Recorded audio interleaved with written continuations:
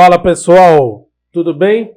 Estamos aqui hoje, plena segunda-feira, com mais um convidado aqui no Advogados ABC. Meu nome é Rogério Toledo. E o meu, Marcos Carletti. E o nosso convidado é... Marcel Pastorim. É isso aí. Com a galera, sempre gente boa, os advogados de muita confiança aí, que a gente trabalha há muito tempo junto. Marcel Pastorim, para quem não conhece, que está começando a acompanhar nosso podcast agora, Marcel Pastorim é um dos escreventes mais responsáveis que tem em São Caetano, trabalha no terceiro cartório de notas, tabelião substituto, né? Terceiro tabelião de notas e protesto de São Caetano do Sul. Títulos e protestos de São Caetano do Sul. Eu estou lá há 26 anos, né? É uma vida, trabalhar com o pessoal lá. Trabalhar com o público, no geral, é muito gratificante. Eu costumo falar com o pessoal o seguinte: a gente trabalhar com o público, a gente consegue sentar numa mesa com qualquer pessoa e a gente consegue falar de todos os assuntos, porque a gente ouve de tudo lá, né? É verdade. Isso é muito gratificante. 26 anos trabalhando na confecção de escrituras, dando atendimento para as pessoas, cria-se uma grande experiência, né? E está disposto a passar um pouquinho dessa experiência para nós e para os nossos convidados? O maior prazer, seria o maior prazer. Espero que vocês também aí se divirtam, tá? Okay. Vou procurar passar as informações da melhor forma possível. Eu não gosto de trazer aquele assunto chato, conforme artigo, porque fica um assunto chato e as pessoas não querem saber, elas querem a prática, né? Exatamente, então, a prática. É o que eu vou procurar trazer aqui para vocês. E o primeiro assunto, o que você vai trazer para a gente aqui? Mas, Marcos, eu acho que o primeiro assunto tem o assunto zero, né? Assunto zero. O assunto zero, né? Assunto zero. Gente, antes de mais nada, tá aí, ó, tem o link para se inscrever, curtir, compartilhar. Esse trabalho que nós estamos fazendo é um trabalho muito bacana. Nós gostamos do que? O nosso foco é dividir conhecimento, passar para as pessoas pouco que a gente conhece, e o que pouco que a gente conhece, que não conhece, a gente traz os ilustres convidados aí, que é o caso do Marcel hoje. E então, antes de iniciar aqui, vou dar um presentinho pro Marcel, não é? Nós vamos dar aqui a nossa canequinha para ele. Legal. Ele fazer o beijo pro pessoal do cartório. Esse vai pra minha mesa. Gente, olha isso. Esses caras, falei para eles são muito caprichosos, tá? Então, agradeço demais aí. Obrigado. Inclusive, agradeço muito o convite de vocês. Obrigado. Fechado? A gente costuma mesmo trazer pessoas de ponta para cá, viu? Sinta-se lisonjeado. Olha, desde o convite. Tá certo. Marcel, 26 anos de cartório? 26 anos de cartório. Costumo falar para o pessoal lá o seguinte: olha, comecei no cartório como office boy, isso em 1999, né, gente? Era a época que a gente tinha que pegar o ônibus, ir nas prefeituras, no cartório, dormia no ponto de ônibus, descia a pé, perdeu. Não tinha dinheiro para pagar mais condução. Subia pela porta da frente, descia pela porta exatamente. da frente. Aí eu costumo falar o seguinte: só fez eu valorizar ainda mais minha profissão, né?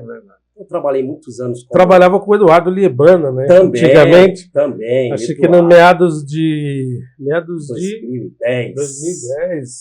Bastante tempo. Trabalhou com o Eduardo também, cara super gente boa também, super competente. Boa. Inteligentíssimo, aprendi muito com ele. Apesar de a gente ter as nossas questões, um cara super 10, um cara que me ensinou muita coisa, que me deu aquela bagagem para, vai. Foi dali que começou a... Eu vejo assim, né, a gente que atua muito na área imobiliária, fazer escritura, não todo mundo faz, né, Marcos? Mas assim, o conhecimento aprofundado do pessoal que nos assiste para fazer as escrituras é muito importante. Porque, não, o advogado sabe de tudo, sabe, pô... Exato, tem que compartilhar. Né? Agora deve ter alguns que sabem de tudo, não sei não? Não, tem o seguinte pra mim. Falou assim: Marcel, o advogado fala pra você que ele sabe o artigo no Código Civil de cor inteiro, ou ele é maluco ou ele tá mentindo. Então, você tem duas opções: você vai contratar um maluco ou mentiroso. Então deixa pra lá. Essa troca de ideias, né? A gente trabalha muito. Eu trabalho muito na área da família também. E a gente conversa muito com vocês, advogados. E essa troca de ideias só engrandece, porque são opiniões que a gente consegue, no final das contas, resolver muitas coisas, né? Fazer planejamentos sucessórios que pouquíssimas pessoas sabem, Sim. e isso traz a bagagem para a gente, esse contato, né? Mas, Marcelo, vamos lá. Vamos focar em alguns assuntos. A gente vai tematizando, né, se for o caso a gente faz outros bate-papo desse. Mas, assim, quando se fala em cartório de imóveis, o que vem na cabeça da população é escritura de compra e venda de imóvel. Eu quero comprar um imóvel e eu quero me sentir seguro. A gente sabe que segurança 100% é muito difícil. A gente procura dar o máximo de segurança possível. Agora, você com essa prática de cartório há muito tempo, trabalhando, o que você consegue passar para a gente de benefícios, os cuidados, o que você fala para a gente sobre a aquisição do imóvel? Aqui, essa pergunta ela é muito... Às vezes parece uma pergunta simples, mas por trás de uma escritura de venda, ela tem alguns detalhes que só quem está na vivência consegue identificar. Então, quando a gente vai iniciar algum tipo de processo de escritura de venda, o primeiro passo é, gente, precisamos solicitar as certidões pessoais dos vendedores. E aí que está o grande detalhe. Não é simplesmente você olhar a matrícula, olhar o último vendedor e ir solicitando certidões achando que está tudo certo. Você, além dos vendedores atuais, você também tem que identificar numa matrícula de imóvel o tipo de transação que foi feita com relação a esse vendedor atual. Então, veja bem, primeiro passo, a gente precisa de uma matrícula atualizada, certo? Ela tem um prazo de 30 dias. E ali a matrícula atualizada, o que é a matrícula? Ela é a certidão de nascimento do imóvel. Então, tudo o que aconteceu lá, a gente está identificando nessa matrícula. Exato. Segundo passo, a matrícula está em nome dos proprietários? Fechado. Vamos solicitar as certidões pessoais. E se a gente já verificar lá aqui na matrícula, foi um imóvel que veio de doação.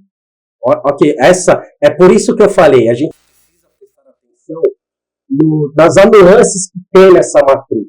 Isso é porque veja bem, quando você constata uma doação de pais para filhos, inclusive reservando o usufruto, é algo muito comum de acontecer. Normal. Agora, quando você identifica uma doação para terceiros, você tem que ligar o alerta, porque não é todo mundo que doa imóvel para todo mundo. Sim. Então, ali, a gente tem que entender as transações feitas com relação a prazos. Por exemplo, se eu verifico na matrícula do imóvel que foi feita uma doação há 10 anos atrás, para o meu atual proprietário, eu não vejo o porquê identificar o que aconteceu há 10 anos atrás, porque o que fosse acontecer já teria acontecido e identificado na matrícula. Então eu vou focar... Que é a fraude, né? É evitar a fraude contra credor, né? Exatamente. Ou seja, se passaram 10 anos, então algo que não vai acontecer.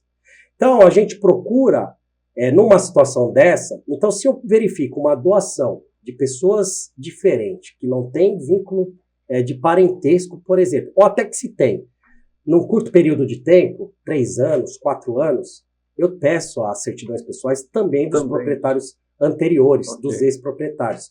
Porque é a questão da fraude. Às vezes, eu estou com um problema no meu nome, então vou fazer uma transação, e eu preciso que você, comprador, deposite o dinheiro de nome de fulano. Sim. Então, a vivência do cartório faz a gente pegar essas informações. Isso é muito interessante. Então, essa é uma das precauções. Identificou a matrícula, tem alguma transação suspeita? Uma coisa que poucas pessoas falam. Às vezes você verifica na matrícula do imóvel a aquisição por um inventário, tá certo? Então você vai lá e pede certidões pessoais da viúva, dos herdeiros filhos, respectivos cônjuges. Ok. Mas às vezes as pessoas se esquecem de pedir para verificar o inventário. Porque dentro desse inventário pode ter uma renúncia de algum herdeiro. Sim. Sim.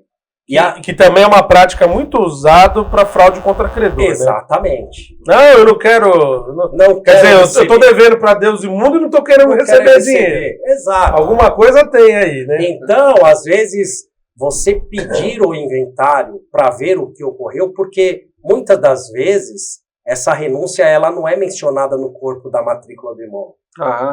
Então é interessante. Fechado? Vamos fazer a negociação? Me apresente também o inventário. Eu quero saber o que aconteceu lá. Teve cessão de direitos? Não teve?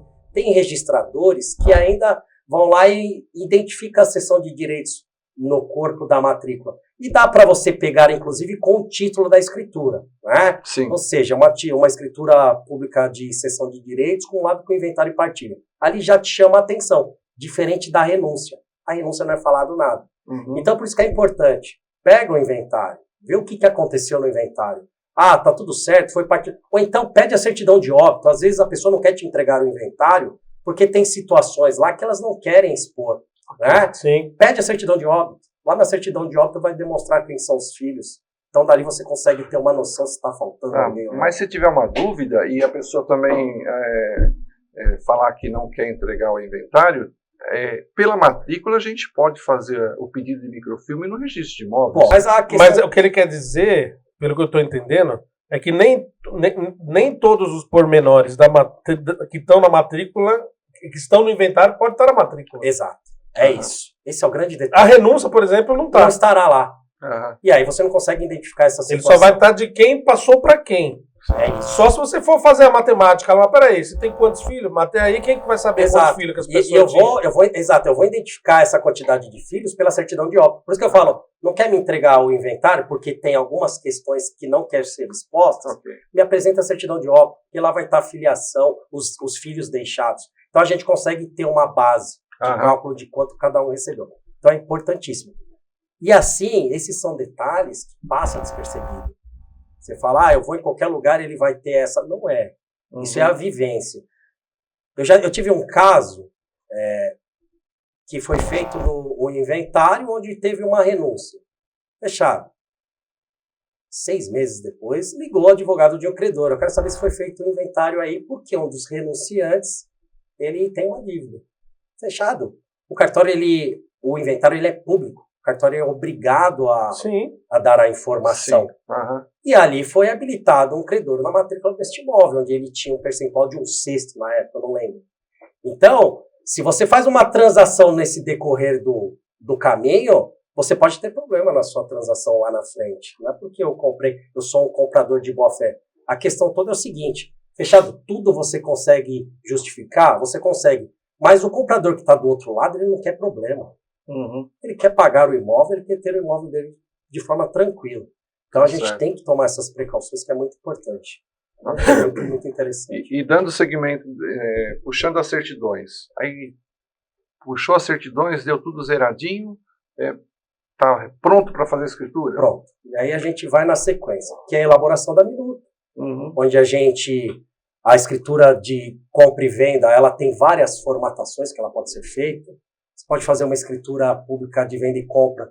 Vou parcelar um valor. A gente pode fazer uma escritura pública acumulada com cláusula resolutiva. Cláusula resolutiva, onde a gente menciona as promissórias, menciona a data de pagamento. Então lá tem essa possibilidade. E aí eu costumo usar a cláusula resolutiva com dívidas pequenas, tá? Não é para tudo vou usar a cláusula resolutiva. Então a cláusula resolutiva eu costumo, para dívidas pequenas, vou comprar um imóvel por R$500 mil. Ele vai me pagar 420 mil e vai financiar 80. A cláusula resolutiva, ela sabe muito bem a questão da transação. Você não precisa fazer um contrato. Então, depois, uma dúvida que o pessoal até pergunta. Nossa, eu estou em 2025, você está falando em promissória na cláusula resolutiva? O próprio contrato já não suprime isso daí? Isso é uma dúvida que o pessoal perguntou. Até fizemos uma escritura esses dias que foi feita com cláusula resolutiva. Exato. E o cliente até perguntou. Como que você explica isso? Por que da cláusula resolutiva, né? Mas aí levantou, antes de chegar nesse aspecto aí, o porquê, então, que, vamos falar assim, que a pessoa, um imóvel de 500 mil, você consegue dar um sinal de 200 e você fica devendo 300. Aí você acredita que não é viável a cláusula resolutiva? Não, eu já acho muita coisa. Eu já acho um saldo muito absurdo para você discutir isso numa resolutiva.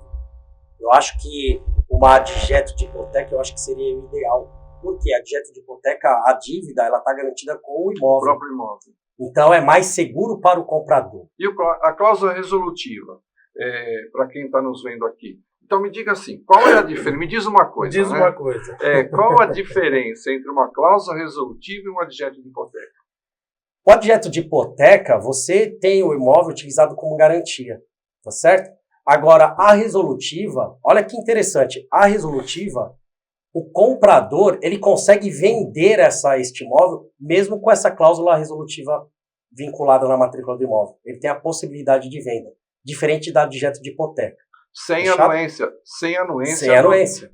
Com a adjeto de hipoteca ele pode vender, mas com a anuência do credor. A resolutiva, eu posso mencionar a questão da cláusula resolutiva no corpo da escritura, que ele tem pleno conhecimento e que se obriga e se compromete com a respectiva cláusula. Tá bom. Mas então eu vou fazer uma pergunta. E se existe uma obrigação vinculada a esta cláusula resolutiva, ele pode passar para um terceiro e se desobrigar ali? Mas a assunção fica com o terceiro. Exatamente. Mas aí, se esse terceiro não... A assunção fica com o terceiro em pagar a dívida. Se ele não pagar essa dívida, vai se operar a cláusula resolutiva. Exato. Exatamente. Mas a retomada do imóvel vai demorar mais. É isso aí. Então, ou seja, ele vai vender a dívida, mas vai transferir a cláusula resolutiva. Ela acompanha o imóvel. Ela acompanha o imóvel. Sempre vai estar acompanhando. E aí cabe depois a discussão judicial para a retomada do imóvel. Uhum. Então, por isso que dívidas muito altas, eu sempre aconselho a adjeto de hipoteca, porque você vai dar o imóvel como garantia. Qual é a escritura mais barata? A adjeto de hipoteca ou a cláusula resolutiva? E por quê? Veja bem, a questão toda é o seguinte, a adjeto de hipoteca, se eu não me engano, tá? A cobrança dela são 2 valores. Tá? Um com relação ao valor da dívida e um com relação ao valor da venda. Isso e ela no tem registro de imóveis? E também no registro de imóveis. Também no registro de imóveis. E também no registro de imóveis. Okay. Então você acaba onerando um pouco mais. Tá? Mas dá uma maior segurança. Maior segurança, entendi. Exato. É por isso que quando sentou na minha mesa, vou fazer uma transação com o imóvel parcelado, a primeira coisa que eu quero saber é o tamanho. Qual é o valor do... Exato. O que nós fizemos no último... Exato. Qual que é o tamanho do valor? Qual que é o tamanho da dívida? Aí a gente consegue dar um posicionamento. Vai por aqui ou vai por ali. Uhum. E assim, independente, tá, de valores, a resolutiva ela pode ser utilizada em qualquer tipo de valor, tá? Marcel, tudo bem, é meu conhecido, tô dando 100 mil de entrada, vou financiar 500 mil, eu quero fazer na resolutiva. Não há problema. O cartório, ele não pode se opor. Exatamente. Entendi. Agora, Marcel, era uma prática comum tempos atrás, hoje acho que nem muito, mas as pessoas fazem aquela compra e venda através de um contrato particular. Faz aquele contrato de gaveta, puxa aquelas certidões, tudo como se fosse a escritura. E aí a pessoa deu lá 100 mil de entrada, vamos fazer sempre o imóvel em 500 mil reais. Então ele deu lá 100 mil de entrada e ficou devendo 400 mil em 40 parcelas aí. E aí, a hora que ele terminou de pagar, ele vai lá no cartório, no terceiro cartório, vai procurar o Marcel lá, vai fazer uma escritura. Na escritura, é obrigado a constar o contrato. Se o contrato já recolheu ITBI, ele deve recolher, não deve recolher no contrato particular. Se o ITBI do contrato particular vale na escritura? Sim. Aqui é o seguinte, eu vou dar uma enxugada nessa questão, porque a gente tem muita coisa envolvendo a lavratura de escritura com cumprimento de contrato. Primeiro de tudo. Se você achar que é um tema também. Sim, claro. Não, se você achar que é um tema se você achar que é um tema suficiente um episódio, a gente passa e volta nele. É interessante. Mas eu vou dar uma breve... É interessante para um próximo episódio. Certo. Mas ali é o seguinte. Sempre que você tem uma transação através de um contrato, sempre cite esse contrato no corpo da escritura. Por quê? Marcel, fiz a transação, foi lá o contrato Na hora de declaração de imposto de renda, vocês podem ter problema com relação a essa transmissão. Então, veja bem, quando eu trato de uma escritura dela, até os valores mencionados na escritura são idênticos ao contrato. Sim. E quando eu vou falar da forma de pagamento, eu também falo. Primeiro eu cito que apresenta escritura da solução final. Faz cumprimento ao contrato de tal e tal celebrado e tal data. em tal data entre as partes contratantes, onde fica totalmente cumprido. Ponto final. Uhum. E ali, o próximo passo é valor do negócio, 300 mil reais. E os vendedores declaram que confessam haver recebido como? No meio do instrumento particular mencionado adiante. E ali você tem toda a questão resolvida com relação a essa transação. Uma coisa que é interessante, o que tem muito, vocês sabem disso. Inclusive, apartamentos do radialista. Quem for lá do radialista vai saber o que eu estou falando, tá? Radialista em São Caetano. Né? Radialista em São Caetano. Lá existia uma época que o pessoal fazia muito instrumento particular de compra e venda. Ele fazia um instrumento particular e fazia uma procuração. Ah, tá.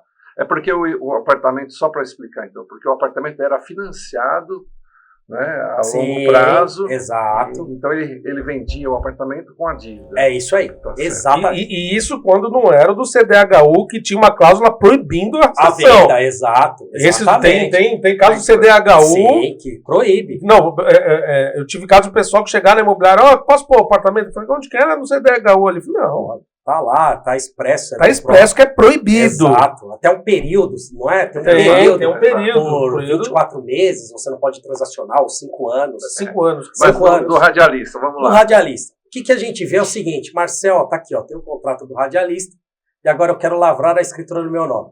Aí a pessoa vem com um contrato formalizado, assinado, reconhecido firma, ok. E vem com uma procuração dos vendedores anteriores, onde dá poderes para que faça a transmissão deste imóvel. A questão toda é o seguinte, gente. Quando acontece isso, a primeira coisa que eu pergunto, e o que eu preciso saber, é se os vendedores estão vivos. O porquê? Que é a procuração. Porque se você tem uma mudança de estado civil ou um falecimento de algum dos outorgantes vendedores, a procuração ela perde o efeito. Certo? Então é detalhe importantíssimo. E aí que está o grande detalhe. Sempre que eu não aconselho, mas é um remédio imediato. Marcelo, eu estou afogado, não tenho dinheiro por 90 dias. O que eu aconselho? Façam um contrato, procurem vocês, façam um contrato bem vinculado, apresentem as certidões, mencionem essas certidões nesse contrato, fechado? E façam uma procuração vinculada a esse contrato. Isso que eu ia te perguntar. Puxa, tem tanto assunto para te falar. Porque assim, a procuração ela perde o efeito com a morte. Mas se você tem um cumprimento de obrigação, você utiliza a procuração.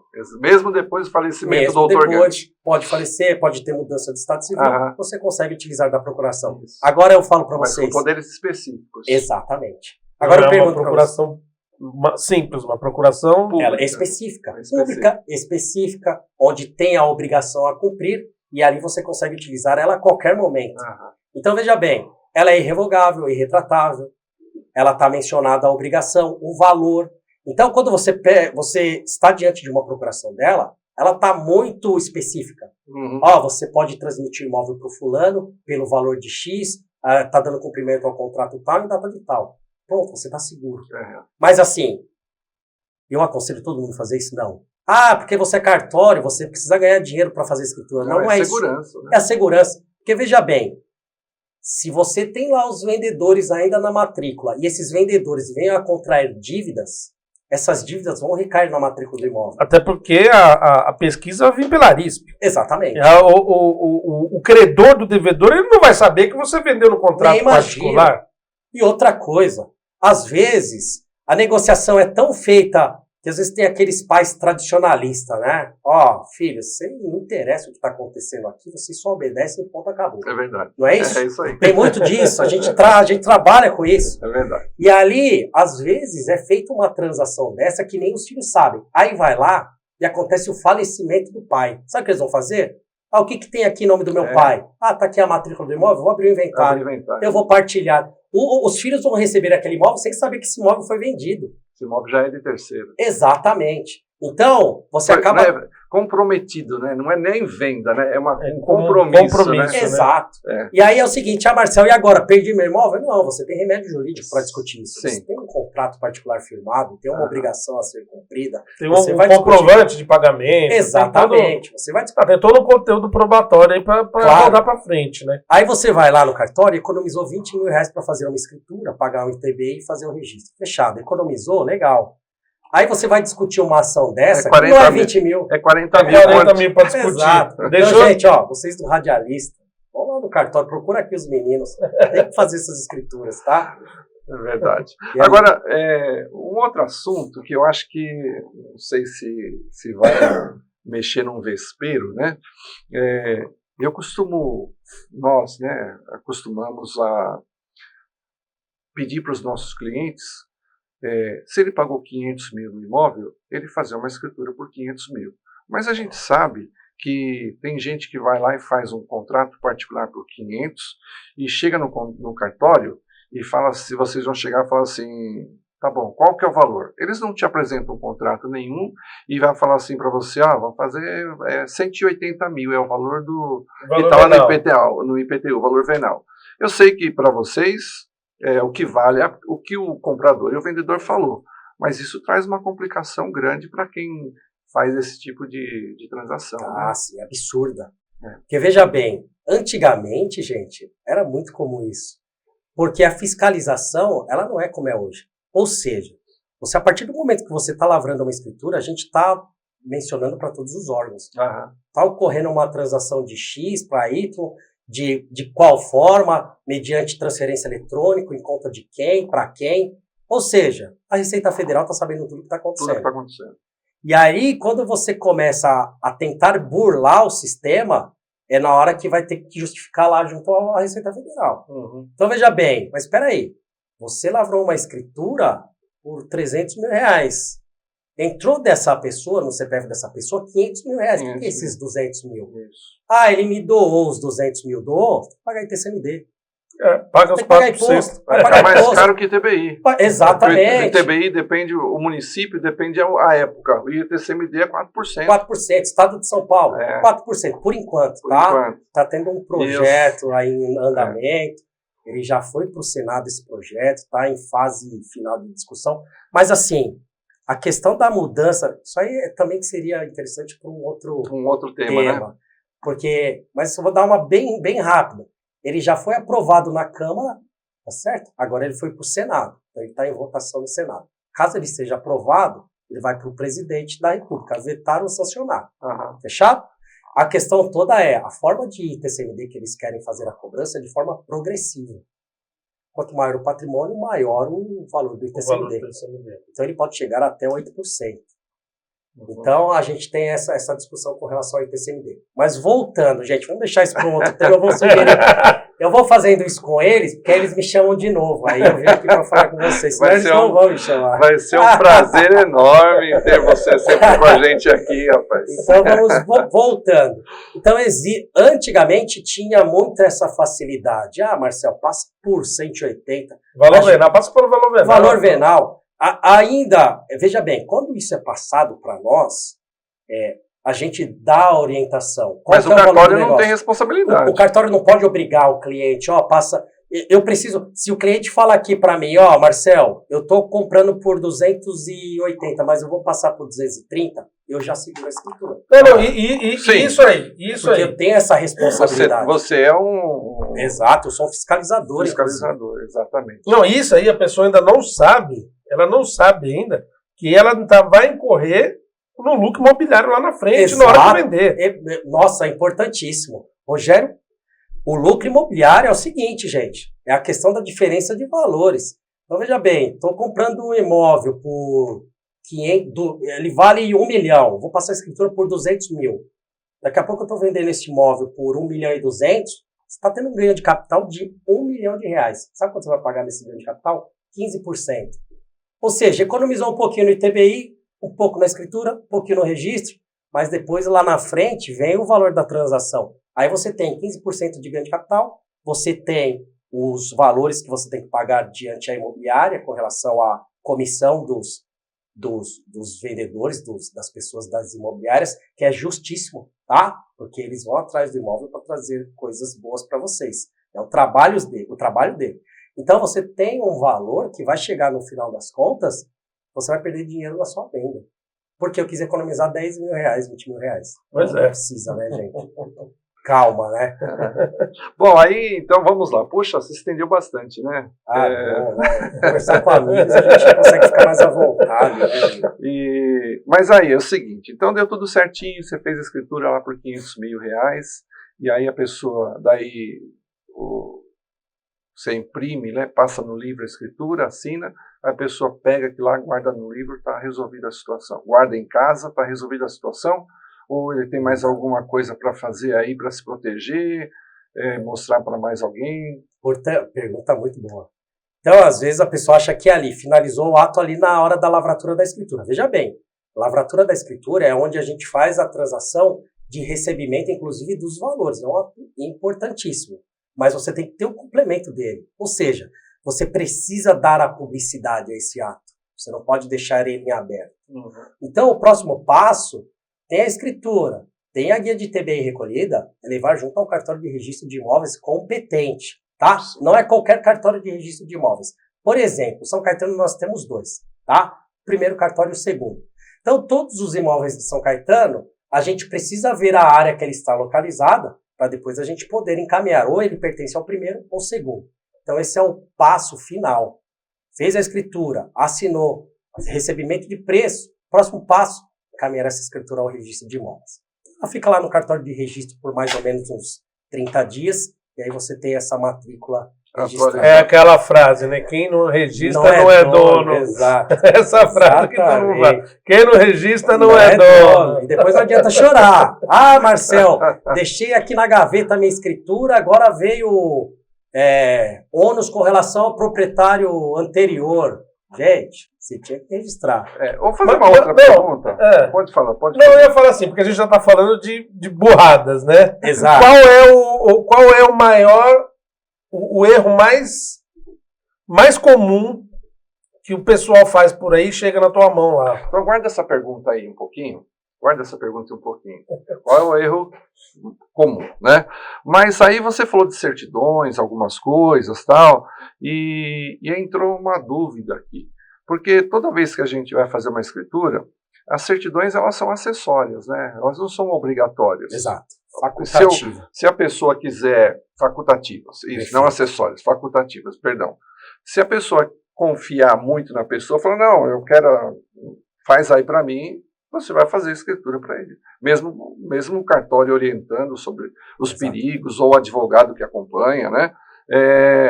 Agora, porque tem muitos colegas meus que agora falam que não precisa mais certidão.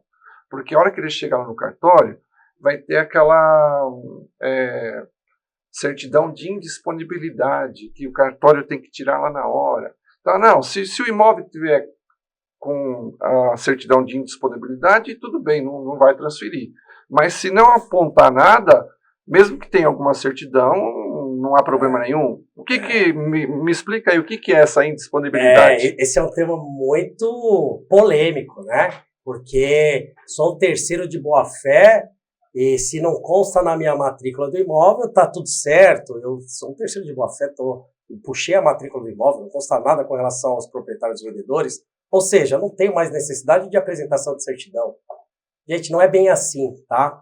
A questão toda, realmente, quando a gente vai fazer a lavratura da escritura, a apresentação dessas certidões é facultativa. Então, a gente orienta e a gente declara expressamente a dispensa ou a apresentação. A gente só declara a apresentação dessas certidões se a gente verificar uma por uma. Então, Marcel, ele me apresentou a certidão, pode mencionar na escritura. Não, a responsabilidade é minha, escrevente que está lavrando a escritura. Então, eu preciso conferir. Legal, pediu? Eu preciso olhar certidão por certidão. E aí a gente tem a questão da central de indisponibilidade. Isso. Né, que a gente faz a consulta, inclusive, no dia da lavratura da escritura. A questão toda não tem nada lá. Mas, e se na certidão civil tiver uma ação em andamento, que você não sabe o estado que ela está?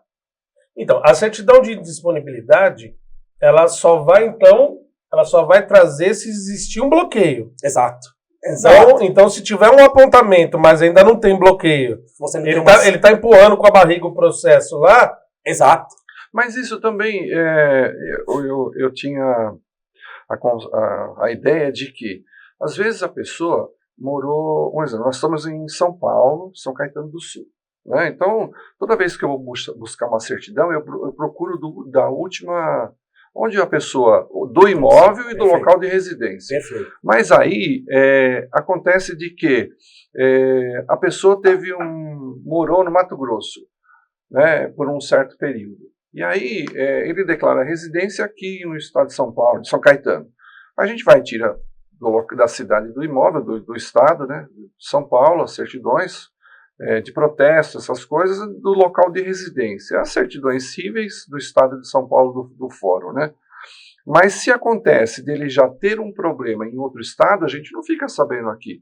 Então, eu entendia que essa certidão de indisponibilidade é porque ela capta todos os problemas da federação. Sim, mas aí a questão toda, o principal de tudo, é o andamento de ações que não foi transitado em julgado. Então, mas é só quando o juiz determina que está disponível. Exatamente. Ou seja, pode estar correndo um processo ainda que o credor pode obter êxito.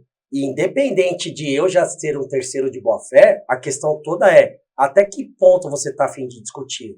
Por exemplo, Marcel, o imóvel vale 1 milhão. Eu estou comprando ele por 300 mil. Vale a pena? Vale. Entendi. Vale Depende do tamanho. Exato. Mas veja bem, ali eu vou, o advogado, vocês doutores, vão declarar que ali não tem nada constando na matrícula e é um terceiro de boa-fé. E vocês vão nisso até o final. Tá certo? Okay. Porque a matrícula, ela é o documento hábil para você conseguir fazer essa transação. Então, mas a lei não fala que é a matrícula e as certidões? Não. Não, né? Só a matrícula. A matrícula do imóvel, documentos pessoais das partes e as certidões, ela é facultativa. Ou seja, é o que traz a segurança do negócio. Quando você pede, que você quer ver as certidões, elas ficam guardadas no cartório uma cópia ou não? Não.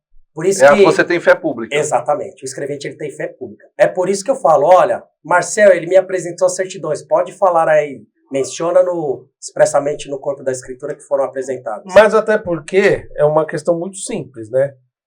Ele atestando que viu. Ele tem a fé pública de ver. E atestar, né? De atestar. Exato. Ou seja, no dia 2 de janeiro não tinha nada. Se entrou algo depois, entrou depois. Então o que ele atestou vai valer. É isso. Porque entrou depois do ato. Exatamente. Okay. Então ali você não distribuiu a ação depois do ato. É isso. Perfeito. Tá? Então é a segurança. Que é a diferença da indisponibilidade, que não é só da distribuição da ação. A indisponibilidade é só quando o juiz fala, determine a indisponibilidade dos bens do Marcel. É isso aí. Ok. Beleza. Eu acho que está se estendendo muito. Né? Tem que deixar um pouquinho mais para depois, né? Então vamos tentar encerrar com aquela questão que ficou pendente lá. Os erros, né, Rogério? Quais os maiores erros da pessoa fala assim, já fiz. E agora? Tem vários, tá? Mas eu vou citar um, senão a gente vai ter que abrir um outro. Tô brincando. Mas um deles, o que me dá até um frio na barriga, é o seguinte. Eu peguei um caso até recente, tá? Onde o comprador elaborou um contrato com os herdeiros de compra e venda, compromisso de compra e venda, fechado, pagou a entrada. E aí me apresentou a matrícula do imóvel. E na matrícula do imóvel eu identifiquei que os imóveis estavam em nome de outras pessoas. Quem são essas pessoas vendedoras do contrato? São os filhos do fulano e fulano. Cadê essa transmissão? Cadê o inventário? Aí vem a pessoa com aqueles inventários de 1980, assim. Não fala mal dos inventários de 1980, que vira e mexe ou não. Acontece. Fala mal dos meus inventários de 1980. Os advogados da época são demais, a gente aprende muito com eles. Mas a questão toda é o seguinte. Aprendemos muito com ele. Ele não levou inventário a registro. Não levou a registro. Ai. E aí eu identifico aquela situação. Eu já começo a bater o olho na qualificação, ou seja, a qualificação ela é precária. Porque antigamente... Fulano de tal e sua mulher. Exato. Um CPF. Aí você vai pro registro, o cara fala assim, apresente-se a cópia do documento da Josefina, nascida em 1902. E o que você faz nessa... Primeiro passo.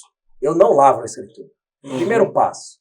Leve este formal de partilha para fazer exame e cálculo, pelo menos. Tá. Porque você já vai saber as exigências que o cartório vai fazer para você. Exato. Tô com pressa, já paguei uma parte, eu tô com medo que o pessoal vai viajar. Leva para o cartório de registro de imóveis e solicite lá que faça exame e cálculo. E lá, gente, é assim, reza o Pai Nosso e espera voltar.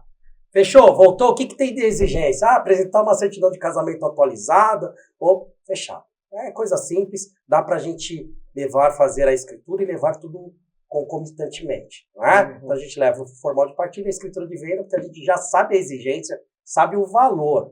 Agora, gente, tem inventários que tem erro de metragem. Tem inventários que o imóvel está em fração ideal, lote de terreno. Tem inventários, tem inventários que tem a matrícula, sai a transcrição, sai a matrícula. A matrícula, a primeira averbação, primeiro registro. Pelo formal de partilha, um terço vai para fulano de tal. Mas não tinha de quem que era o imóvel total. O cara registrou a partilha sem saber o que tem o restante, ou seja... A cadeia dominial. Não tinha. Exato. E registrou, e a matrícula veio lá. Aí conseguimos acertar a matrícula, aí veio o registro 1, que deveria ser o registro 2. E o registro 2 é que o imóvel veio da transcrição e passou a ser do pai e da mãe. Gente, isso. Atropelou. Ou seja, resumindo, tudo que o Rogério está falando, isso é desesperador. Tá? Às vezes a gente tá... Ele sabe. Às vezes a gente tá na nossa mesinha ali, aí vai na recepção, olha, o Marco, o Rogério tá aqui. Aí você, primeira coisa, você olhar a mão para ver se tem coisa na mão. O tamanho da pasta, dependendo. E se ela é antiga, aí é a hora de você... E quando a gente chega de máscara, então, com as pastas na mão, para não pegar as traças. Nossa, gente, sem falar, gente, eu tenho rinite alérgica. Eu fico mal uns 4 dias tomando... Tem mais algum erro aí que é possível? É os mais comuns. Aí, às vezes, também essas escrituras na pressa, já identifiquei, já verifiquei certidão. Eu já peguei um caso uma vez, que era o seguinte, olha, vamos fazer a abertura do inventário e já fazer a venda na sequência. E eu ficava insistindo, tá bom, gente, vocês vão fazer a venda, vocês precisam pedir também as certidões de todas essas pessoas que estão entrando agora como proprietários. Mas não precisa, vai entrar e sair. Exato. E ali, as certidões é te apresentada no dia. Tá aqui as certidões. Aí você vai lá e começa a puxar a disponibilidade de todos os vendedores. O que acontece? Sai a disponibilidade. Aí vai você entrar na sala e explicar que a venda não pode ser feita. Gente, nessa hora de explicar, já aconteceu o pagamento de sinal, já receberam o valor, e fica um caos. Então, gente, não acontece? Acontece. Aí a gente tá um pouco vacinado, mas acontece. Normal. Eu costumo falar o seguinte, escrevente, sabe aquele sustinho que você vai lá e quer dar? Fala, não, isso aí o escrevente nem liga mais. Você devolutivo, é onde que apavora. Pode ficar tranquilo que isso aí não assusta. Marcel, eu acho que... eu acho que esse tema assim... Tá aflorando. A gente separou alguns temas, a gente quer aproveitar o Marcel aqui, o conhecimento dele. A gente quer aproveitar aí esse conhecimento, esse né? conhecimento, essa experiência, né? Essa experiência. E assim, não é a experiência da idade, é a experiência de trabalho mesmo e de estudo. Porque você vê muita gente aí de cabelos brancos e que não tem a experiência de estudo. Eu confesso para falar, eu, Marcos, a gente já tem mais de 20 anos de janela e você num caso, você solucionou um caso, aquele caso da Lapa. Isso. Solucionou um caso do direito de acrescer que a gente... Engraçado, quando você falou, na hora eu lembrei de quando eu aprendi isso daí. Lá atrás. Tem o direito de acrescer, cara. Exato. Preciso fazer inventário. E nesse mesmo inventário, tinha uma família que gastou uma grana para fazer o inventário. Exatamente. E não precisava. Exato.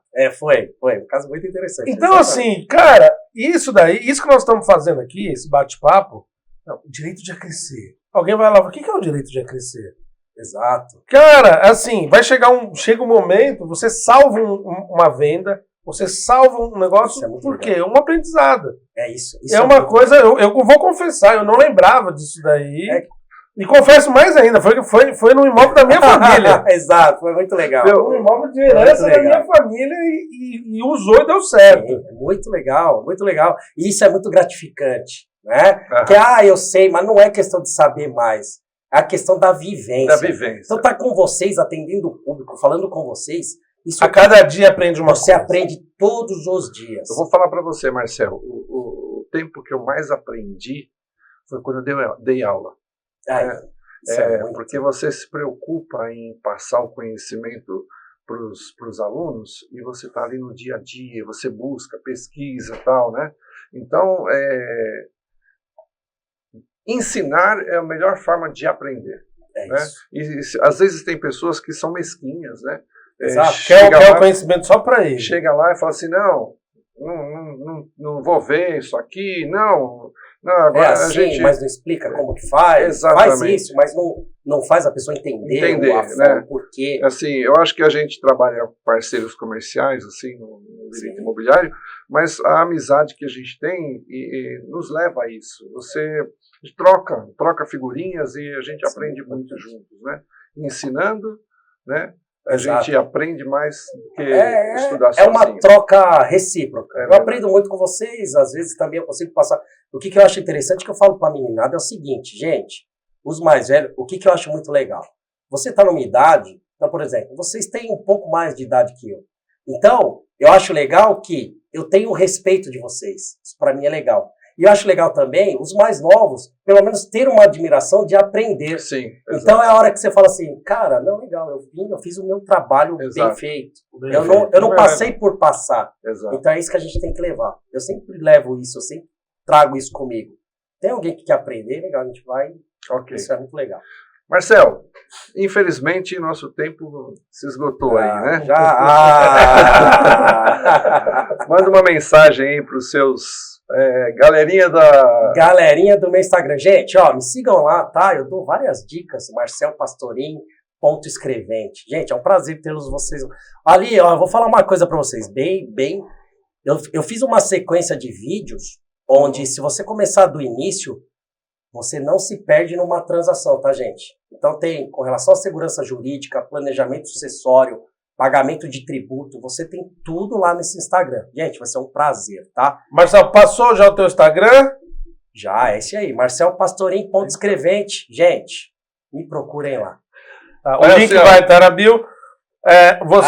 Vocês conseguem achar esse episódio no canal do Me Diz Uma Coisa, do podcast, no canal dos advogados abc.com.br, e vai estar também no Instagram do Marcel. Repete de novo aí pro pessoal gravar. Aí, gente. Pra lá. Marcel Pastorim com N.escrevente. Gente, vai ser um prazer ter vocês por lá, tá?